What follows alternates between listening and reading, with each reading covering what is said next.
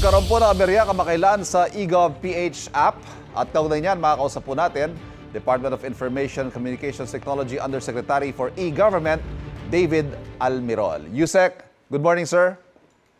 Good morning, Sir Ivan. Good morning po. Sir, as a non-techie person, unahan ko na kayo.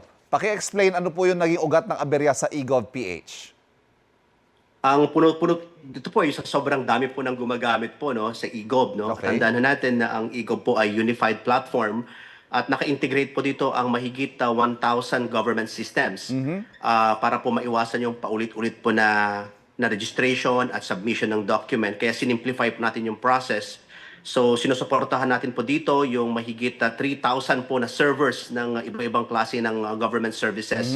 So nagsabay-sabay po yung paggamit ng ating eGov app dahil marami po mga bagong features na nilagay at nag-surge din po yung paggamit din po ng iba-ibang mga features po ng iba-ibang government agencies na connected po sa eGov app. Yun po yung naging dahilan po ng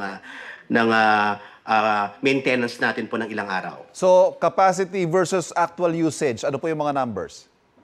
Sa ngayon po, nasa 45 million downloads na po tayo ngayon sa ating eGov app. Hindi po natin inaasahan po ito yung dagsa po ng download natin at hindi rin po natin po na-ready po talaga yung ating cloud services. Kaya po nagkaroon po tayo ng decision na yung mga ibang mga services kailangan natin i-disable po for the moment para ma-unleash po yung ibang space po para hindi na po mag-down po ang ating eGov app. Okay, so wala naman pong external attempt to sabotage the system, wala naman pong ganon. It's really Wala po. organic So, use. Maganda po ang security ng ating eGov app, especially full encrypted po tayo. At dinagdagan ho natin po ng maraming layers of security po ito. Kaya kampante po tayo na wala pong issue po sa any hacking incident. So 12 government systems po, dinisable muna ng DICT. Can you tell us ano-ano yung mga ito? Ito po yung tinatawag po na integration po. Hindi naman po ito yung mga major services okay. na ginagamit ng tao. Ito po yung National ID Integration.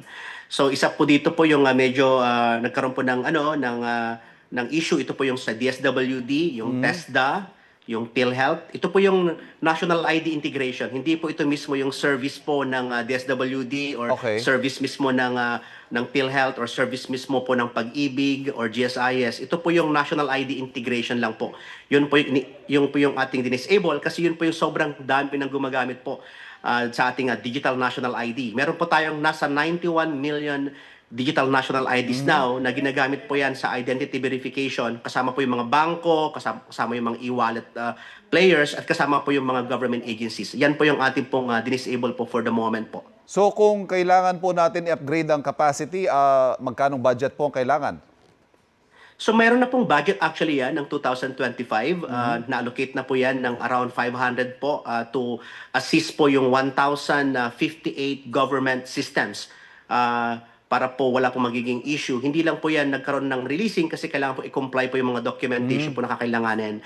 Tumutulong po sa amin ang DBM, tumutulong din po sa amin po yung aming internal finance ngayon para po makumpleto po yung mga documentation para po ma-release po yung budget na yan na na-allocate pa yan ng 2025. As we speak, Yusek, wala pa rin, hindi pa rin siya fully operational, no? Hindi 100% up and running ang eGov.ph. Kailan kaya natin mare-restore yung full service? Full service po ang full eGov service app na. natin. Okay. Full service po yan. Ang na-disable lang po dyan is yung identity verification po na connected po sa digital national ID natin. Yan po yung surge ng paggamit. Kasi kung mapansin nyo po sa eGov app, nandiyan na rin po yung iba-ibang mga IDs nyo po, no? Kasama na yung digital national ID, yung driver's license, PRC license, PhilHealth, NBI clearance at ibang mga ID. Yan pong ID na po yan ay connected po sa tinatawag po na National ID E-Verify platform. At yung E-Verify na yan ay ginagamit po ng mga libo pong mga government services. Yusek, maraming salamat po. Good morning. Maraming salamat po. Nakausap po natin DICT Undersecretary for E-Government, David Almirol.